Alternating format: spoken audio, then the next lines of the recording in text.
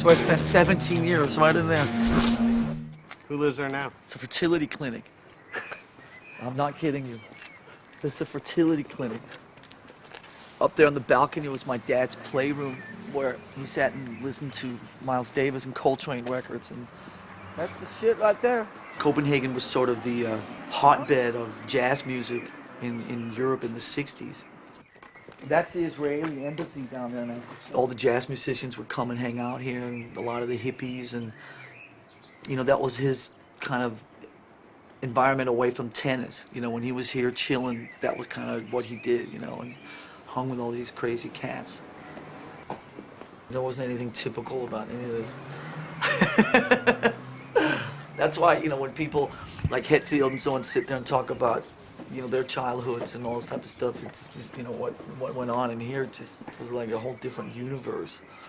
That in there was my playroom.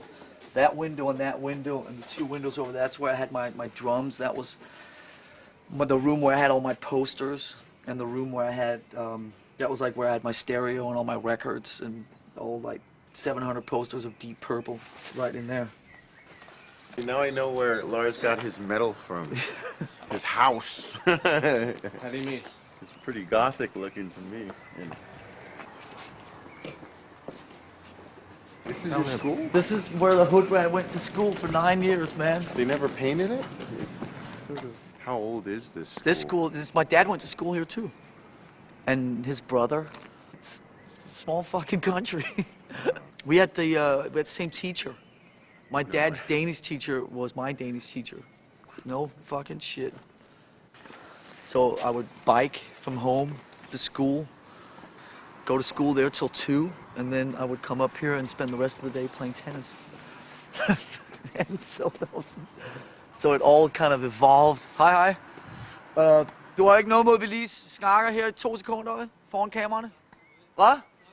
Tak skal du have, du. And it wasn't until I moved to LA and the whole thing collapsed in mere minutes that I still walked around blindly ignorant to the fact that, you know, one day I would gonna, you know, be a professional tennis player. Because here it's such a small country, I was sort of somewhat, also because of my last name, you know, king shit around here, and then went to LA and I was fucking king dog shit big time. And nobody gave a shit about us, so the whole thing just kind of collapsed. Awesome. Awesome. All right, enough. Should we get going?